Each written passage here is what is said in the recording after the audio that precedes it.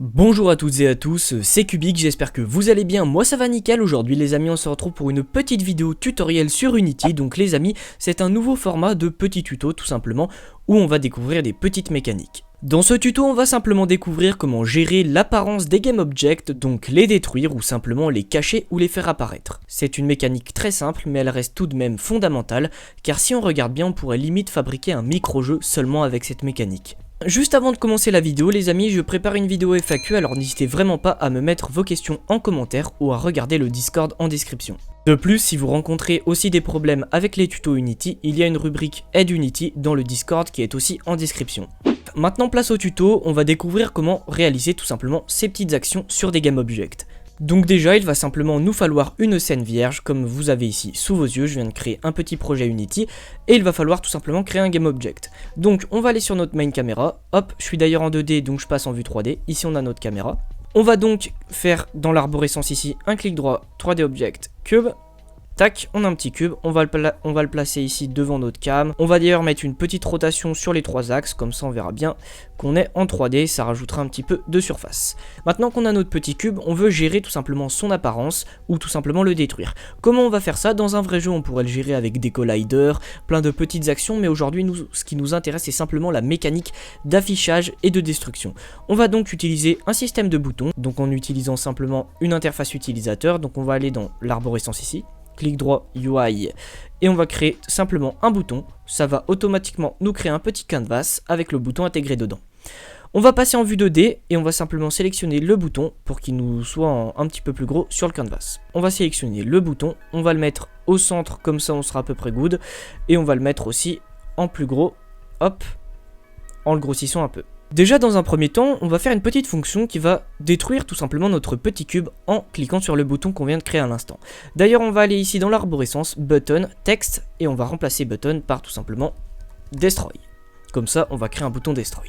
Je vous invite par la suite à faire un CTRL S ou commande S sur Mac pour sauvegarder votre scène. Par la suite, il va suffire tout simplement de créer un script qui va lier notre petit cube ici et notre petit bouton Destroy. Donc on va faire ça, clic droit, Create, C# script parce qu'on est en C# dans Unity, et on va l'appeler par exemple script underscore main. Pourquoi? Parce que c'est comme si c'était le script principal de notre petit jeu.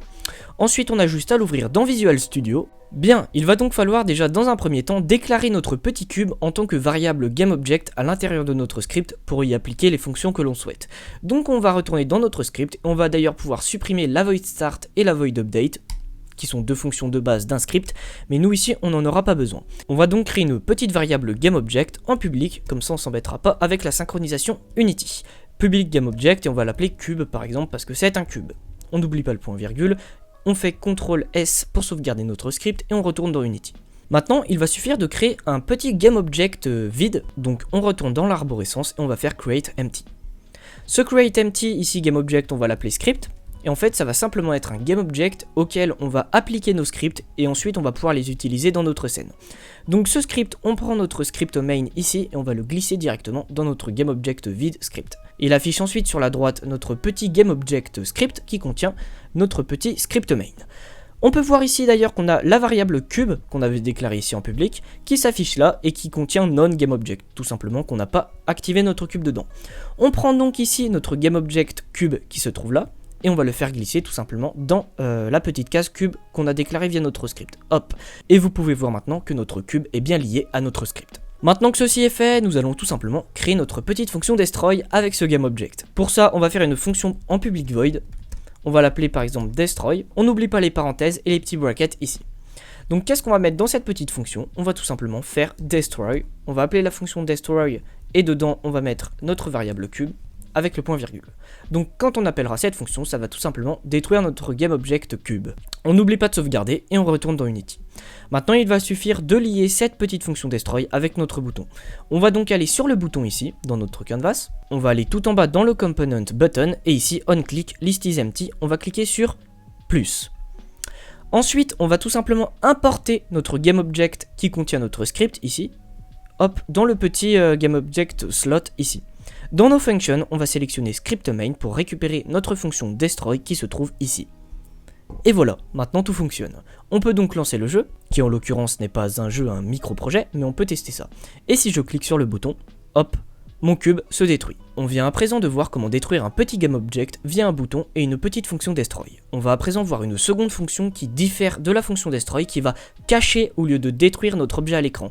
Quelle est la différence? Elle est simple, si vous cachez votre cube, il est toujours présent mais pas apparent, et si vous détruisez votre cube, il n'est complètement plus dans le projet. À présent, on va découvrir cette nouvelle syntaxe et ensuite on fera un autre exemple un petit peu plus complexe qui nous permettra d'approfondir ces petites connaissances avec ces petites fonctions. Donc pour commencer, on va retourner ici dans notre button texte et au lieu de marquer destroy, on va marquer ici hide parce qu'on veut seulement le cacher et non le détruire complètement. Ensuite, on va retourner ici dans Visual Studio et au lieu de marquer public void destroy, on va remplacer ici le destroy par hide. Ça, c'est simplement le nom de la fonction, mais c'est pour être plus clean.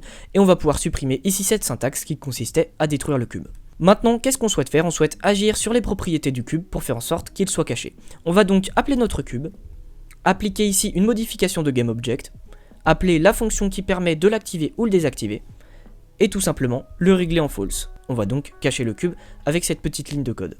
On fait CTRL S, on retourne dans Unity. Avant de lancer notre projet, on retourne dans le bouton, dans le component button, et ici vous pouvez voir qu'il ne trouve plus la fonction destroy parce qu'on l'a remplacé par la fonction hide. On retourne ici donc dans script main, hide.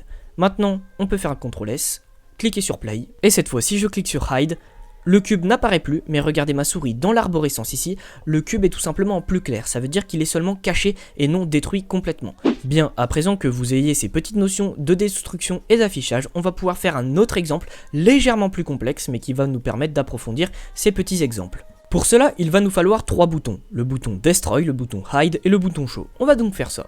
Ici, on a donc 3 boutons, on va sélectionner le bouton 2 et on va l'emmener par exemple ici en haut. Le bouton 1, ici on va par exemple l'appeler Show. Le bouton tout court, on va l'appeler Hide, et le bouton 2, on va l'appeler Destroy. On va faire quelques petites modifs, par exemple dans le Hide, c'est good, on est en Hide. Dans le Show, on va sélectionner le texte et marquer Show à la place de Hide. Et tout simplement dans le Destroy, au lieu de marquer Hide dans le texte, on va marquer Destroy. Maintenant que tous nos GameObjects sont placés et créés, on va tout simplement faire un script qui va gérer le tout. On retourne donc dans Visual Studio et on va d'ailleurs ici, entre public GameObject et public void hide, rappeler la fonction start. Dans la void start, on va tout simplement déjà gérer qu'est-ce qui va se passer quand on va lancer la première fois notre projet. On veut par exemple faire en sorte que quand on lance le jeu, on a le bouton destroy d'afficher, le cube d'afficher et le bouton caché affiché. Cela veut simplement dire qu'on veut afficher tout cela et cacher le bouton show. Donc on a juste à faire prendre cette petite syntaxe et la dupliquer 3 fois ici. Avant toute chose, il faut déjà rendre public tout simplement nos GameObjects de nos boutons. On va dupliquer cette ligne de code pour faire exactement la même chose avec le bouton Show. Par la suite, on retourne dans Unity. Ici, on retourne dans le GameObject qui porte notre script. On a juste à faire glisser notre bouton Hide dans Hide Button et notre bouton Show dans Show Button. On peut faire un petit CTRL S. Maintenant que tout est déclaré, on retourne dans Visual Studio. Donc du coup, quand on lance le jeu, on veut simplement cacher le bouton Show. Donc on va marquer Show Button et on va le mettre en false parce qu'on veut le cacher. On veut montrer le bouton hide et on va le mettre en true parce qu'on veut le montrer. Et on veut aussi tout simplement montrer notre cube. Donc on le met en true. On ne va pas toucher au bouton destroy parce qu'il sera tout simplement tout le temps affiché. Maintenant, il va nous falloir plusieurs fonctions. La fonction hide, la fonction show et la fonction destroy. Public void destroy et donnant, on va simplement marquer destroy cube. Voilà, notre petite fonction destroy est faite. Maintenant, on va modifier un petit peu notre fonction hide parce qu'on veut simplement que le bouton hide se masque et le bouton show apparaisse. Donc ici, hop, on cache notre cube et on a simplement ici à recopier ces deux petites lignes de code et à modifier les valeurs. Donc le bouton show ici, on veut donc maintenant l'afficher. On remplace false par true et ensuite le bouton hide, on veut tout simplement remplacer true par false parce qu'on veut le cacher. Maintenant, on veut faire tout simplement notre fonction afficher. Donc ça va être totalement l'inverse de notre fonction hide. On a juste à la dupliquer. Au lieu de marquer hide, on va marquer show. Et ici, au lieu de marquer false, on va marquer true. Au lieu de marquer true, on va marquer false. Et au lieu de marquer false, on va marquer true. Et voilà, pour terminer, nous avons 4 petites fonctions qui nous permettent de gérer l'affichage et la destruction des GameObjects. On fait un CTRL S et on retourne dans Unity, il n'y a plus qu'à config tout ça. On va donc dans le bouton Hide et normalement, tout est déjà configuré vu qu'on avait déjà la fonction Hide. On va dans le bouton Show. Ici, vu qu'on avait dupliqué le bouton Hide, on a déjà la fonction Hide qui est synchronisée et on n'a même plus besoin d'importer notre petit GameObject qui porte notre script. On va donc ici dans Script Main Hide, Script Main, et là on va récupérer la fonction Show. Et c'est exactement la même manipulation pour la fonction Destroy. On retourne ici dans Script Main et hop, on va chercher Destroy. Maintenant, le micro-projet est 100% synchronisé. On peut donc faire CTRL S et cliquer sur Play. Et c'est good. Si je clique par exemple sur Hide, hop, le bouton Show apparaît à la place de Hide et le cube s'efface. Vous pouvez voir ici d'ailleurs que le bouton Hide est caché ainsi que le cube. Si je clique sur show, hop, ça raffiche le tout et ça revient à l'état initial. Je peux donc faire ça à l'infini, ça fonctionne. En revanche, regardez bien ça parce que ça peut être important pour éviter des erreurs. Si je clique sur destroy, regardez bien ici mon cube, il est ici, je clique sur destroy, hop, il n'y a plus de cube dans l'arborescence. Sauf que souvenez-vous bien, le bouton hide et show sont synchronisés directement au GameObject du cube. Sauf que là on vient de détruire le GameObject du cube, donc naturellement si je clique sur ce bouton, je vais obtenir une erreur. Et pas manquer, je vais dans ma console, et là vous pouvez voir que notre GameObject has been destroyed, et on essaye quand même d'accéder à celui-ci. Voilà, c'est ce qui va terminer cette petite vidéo. Nous avons donc vu un petit peu les petites fonctions de destruction et d'affichage de GameObject. Vous pouvez simplement utiliser ces petites mécaniques dans diverses situations, comme par exemple avec des colliders, quand vous tirez avec un pistolet, hop, la balle va toucher un ennemi, l'ennemi va dépop. Voilà, ça va être plein de petites fonctionnalités qu'on pourrait utiliser avec ces petites fonctions. Si vous avez d'autres petites fonctionnalités que vous souhaitez que je vous présente en vidéo, n'hésitez pas à m'en faire part dans les commentaires. Encore une fois, si vous avez des petits soucis, n'hésitez pas à rejoindre le Discord ou à me poser vos questions en commentaire. Sur ce, j'espère que vous aurez apprécié cette vidéo. On se retrouve pour de prochaines vidéos. Allez, ciao ciao tout le monde, c'était Cubix. Allez, ciao!